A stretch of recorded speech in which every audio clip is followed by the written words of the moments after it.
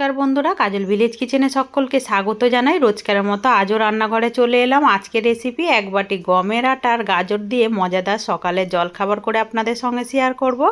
তার জন্য প্লিজ প্রথম থেকে লাস্ট পর্যন্ত ভিডিওটি দেখতে থাকুন, আশা করছি ভীষণ ভালো লাগবে। আজকে টিফিনের জন্য এখানে আমি গাজর নিয়ে নিয়েছি। গাজরগুলোকে এইভাবে রিং রিং করে কেটে নিয়েছি। একটু এইভাবে কেটে নিতে হবে, ভালো করে ধুয়ে পরিষ্কার করে কেটে নিতে হবে। অপরদিকে জল গরম বসিয়ে দিয়েছি। এটা সকালে টিফিনের জন্য কিন্তু দারুণ লাগে। জলটা কিন্তু বেশ গরম হয়ে এসেছে। এবার আমি গাজরগুলোকে একটুখানি জলের মধ্যে ভাপিয়ে নেব। ঢাকা দিয়ে এটাকে 2 মিনিট মতো ভালো করে ভাপিয়ে নেব। 2 মিনিট পর ফিরে এলাম। গ্যাসটাকে আমি এখন অফ করে দিয়েছি। এবারে সমস্ত গাজরটাকেই আমি জল থেকে ছেঁকে একটা প্লেটের মধ্যে তুলে নেব, যাতে করে একটু ঠান্ডা হয়ে যায়। খুব ভালো করে গাজরটাকে একটু ঠান্ডা করে নিয়েছি। আর এই গাজরটাকে এইভাবে একটু সিদ্ধ করে নিতে হবে। ভাপিয়ে নিলে পরে তবেই কিন্তু মিক্সিতে দিলে পরে বেশ ভালোভাবে বাটা হয়ে যাবে। একটা মিক্সিং জার নিয়েছি, সমস্ত গাজরটাই আমি এর মধ্যে দিয়ে দেব। আর অল্প একটু সামান্য জল দিয়ে দেব। জল দিয়ে এবারে ঢাকা দিয়ে খুব ভালো করে আমি এটাকে বেটে নেব। মিক্সির ঢাকাটা দিয়ে খুব ভালো করে আমি গাজরটাকে বেটে নিয়েছি। বাটাটা ঠিক এইভাবে একটু বেটে নিতে হবে, একটু কাদা কাদা থাকবে, এইরকমই বেটে নিতে হবে। এবারে এখানে নিলাম একটা থালার মধ্যে আমি নিয়ে নেব 1 বাটি গমের আটা। আমি আজকে টিফিনটা গমের আটা দিয়েই করছি, তোমরা চাইলে ময়দা দিয়েও করতে পারো। তো এখানে আমি 1 বাটি নিয়ে নিলাম গমের আটা। এবারে এর মধ্যে দিয়ে দেবো আমি 2 চামচ কর্নফ্লাওয়ার, যাতে করে খাবারটা একটু সুন্দর খেতে লাগে।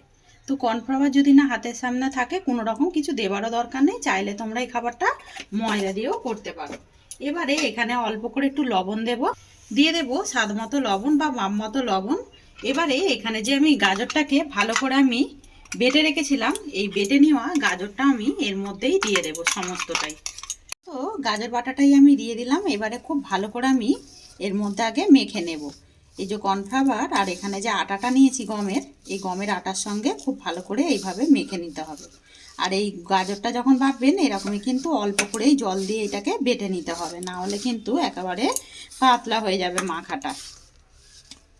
সমস্ত গাজর দিয়ে আমি একটা আটা ময়দা ঠিক যেরকম আমরা মাখি তার থেকে একটু নরম করে আমি এইভাবে একটু মেখে নিলাম। ডোটা ঠিক এরকমই হবে।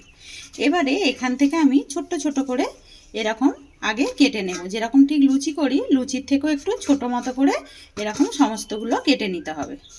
আমি ছোট ছোট করে এইভাবে লেচির মতো কেটে নিলাম। এবারে এখানে একটা থালা নিয়েছি, থালার মধ্যে সামান্য একটু সাদা তেল দিয়ে দেব।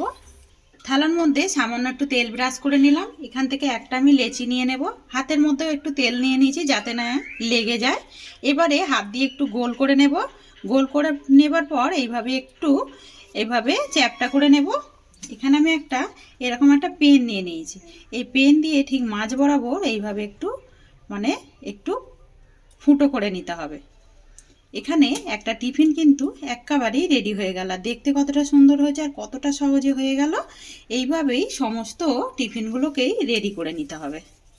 সমস্ত টিফিনগুলোকেই গড়ে নিলাম। আর দেখতে কতটা সুন্দর লাগছে সেটা কিন্তু দেখতেই পাচ্ছেন। আমি এইরকমই ডিজাইন করে গড়ে নিয়েছি, তোমরা তোমাদের পছন্দ মতো করেই গড়ে নিতে পারো। অপরদিকে জল গরম হতে আমি আবারও বসিয়ে দিয়েছি। জলের মধ্যে দিয়ে দেবো স্বাদ মতো লবণ বা মাপ মতো লবণ। দিয়ে দিলাম স্বাদ মতো লবণ বা মাপ মতো লবণ। আর এর মধ্যে দিয়ে দেবো আমি 1 চামচ সাদা তেল। দিয়ে দিলাম 1 চামচ সাদা তেল। জলটা কিন্তু বেশ ভালোভাবেই গরম হয়ে গেছে। যখনই এটা ভালোভাবে গরম হয়ে যাবে, এই যে টিফিনগুলো নিয়েছি, টিফিনগুলো সব আমি এর মধ্যে দিয়ে দেব। তো টিফিনগুলোকেই এর মধ্যে দিয়ে দিতে হবে। যেহেতু এর মধ্যে সাদা তেল দিয়েছি, একদমই নিচে লেগে যাবার ভয় থাকবে না। আর এরকম একটু বেশি করে জল দিয়ে, যেইভাবে আমরা ঠিক চাউমিন সিদ্ধ করে থাকি সেইভাবেই একটু ভাপিয়ে নিতে হবে। সমস্ত টিফিনগুলোকেই জলের মধ্যে আমি দিয়ে দিলাম। এবারে এটাকে আমি 1 মিনিটের জন্য ঢাকা দিয়ে দেব।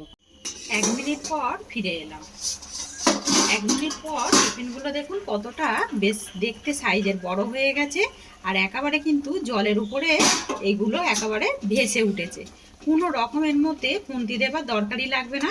এইগুলো কিন্তু এইভাবেই ভেসে উঠবে। আর কতটা সুন্দর দেখতে লাগছে দেখুন। এইভাবে টিফিন করলে কিন্তু খেতে ভীষণই ভালো লাগে। সবসময় যখন রুটি পরোটা খেতে ভালো লাগবে না, একবার কিন্তু এরকম ধরনের খাবার আপনারা করতেই পারেন। এবারে সমস্ত টিফিনগুলোকে আমি জল থেকে ছেঁকে তুলে নেব। টিফিনগুলোকেই আমি জল থেকে ছেঁকে একটা প্লেটের মধ্যে তুলে নিলাম। টেস্ট বাড়ানোর জন্য আমি আবারও কড়াটাকে গরম হতে বসিয়ে দিয়েছি। বলতে পারো এটা একেবারেই তেল ছাড়া খাবার। তো এর মধ্যে দিয়ে দেবো একদম হালকা একটু সাদা তেল, মানে 1 চামচের মতো, ছোট চামচে দিয়ে দিলাম সাদা তেল। এবারে এর মধ্যে কিছু ফোড়ন দেব। তেলটা বেশ কিন্তু কড়াটা গরম হওয়ার কারণে তেলটা একদম তাড়াতাড়ি গরম হয়ে গেছে। এখানে নিয়েছি একটা শুকনো লঙ্কা, হালকা একটু ভেজে নেব, একদম কালার চেঞ্জ হতে দেব না। আমি এই জন্য এই সময় গ্যাসটাকে আস্তে রেখেছি। এবারে এখানে দিয়ে দেবো আমি 3টে এখানে রসুনকে এইভাবে ছোট্ট করে কেটে নিয়েছি, টুকরো টুকরো করে কেটে নেওয়া রসুন। আর এখানে নিয়েছি একটা পাকা কাঁচা লঙ্কা, এইভাবে ছোট করে কেটে নিয়েছি। মাঝখান থেকে একটু ফালা করে দিয়েছিলাম, দিয়ে এইভাবে কেটে নিয়েছি। এবারে সমস্ত ফোড়নটাকে একটু 1 মিনিট মতো ভেজে নেব। আজকের রেসিপি আপনারা কে কোথা থেকে দেখছেন অতি অবশ্যই কমেন্ট করে জানাবেন। ভালো লেগে থাকলে একটা লাইক করে দিয়ে এইভাবে আমার পাশে থাকবেন। ফোড়নটা একেবারেই ভাজা হয়ে গেছে। আমি লঙ্কাটাকে একটু সাইডে রেখে দিয়েছি। দিয়ে সমস্ত ফোড়নটা যখন ভাজা হয়ে যাবে, এই সময় আবারও আমি গ্যাসটাকে একটু আস্তে করে দিলাম। অল্প একটু জল দেবো, সামান্য 1 চামচের মতো দিলাম জল। জলটাকে দিয়ে দেবার পরে এখানে দিয়ে দেবো 1 চামচের মতো আমি টমেটো কেচাপ, যাতে করে খেতে ভীষণই ভালো লাগে আর ছোট থেকে বড় সবাইরই পছন্দ হবে, তাই জন্য দিয়ে দিলাম টমেটো কেচাপ। আর দেবো এখানে 1 চামচের মতো সয়া সস, দিয়ে দিলাম 1 চামচের মতো সয়া সস। আর দেবো আমি এখানে আরও সাদা তিল, যদি হাতের সামনে থাকে তাইলেই দেবেন, না হলে কিন্তু একেবারে দেবার দরকার নেই। উপকরণগুলোকেই একসঙ্গে মিশিয়ে দেব। আর সয়া সসের মধ্যে একেবারেই লবণ রয়েছে, এতে আর এক্সট্রা করে লবণ দেবার কোনো দরকার নেই। এবারে এই ফোড়ন ভাজা হয়ে যাবে, তখন আমি দিয়ে দেব এখানে যে টিফিনগুলোকে আমি ভাপিয়ে রেখেছিলাম, দিয়ে দেবো টিফিন, দিয়ে আমি আবারও খুব ভালো করে মিশিয়ে নেব। খুব ভালো করে মিশিয়ে নিলাম সমস্ত উপকরণের সঙ্গে। আর একেবারে টিফিনটা রেডি হয়ে গেছে। এবারে একটা প্লেটের মধ্যে নামিয়ে নিলেই একদম রেডি। তো টিফিনটাকে একটা প্লেটের মধ্যে নিয়ে নিলাম। এবারে গরম গরম টিফিনে দিয়ে দাও বা লাঞ্চ বক্সে, কিন্তু খেতে ভীষণই ভালো লাগবে। তো আজকের রেসিপি আপনাদের কীরকম লাগছে অতি অবশ্যই কমেন্ট করে জানাবেন। যদি ভালো লেগে থাকে একটা লাইক করে দিয়ে এইভাবে আমার পাশে থাকবেন, আমাকে সাপোর্ট করবেন। আমার এরকম নিত্য নতুন রান্নার জন্য পাশে থাকা বেল আইকনটি প্রেস করবেন। সবাই ভালো থাকবেন, সুস্থ থাকবেন। ধন্যবাদ। আবারও কোনো নতুন রেসিপি নিয়ে ফিরে আসবো। আজকের মতো এই পর্যন্ত।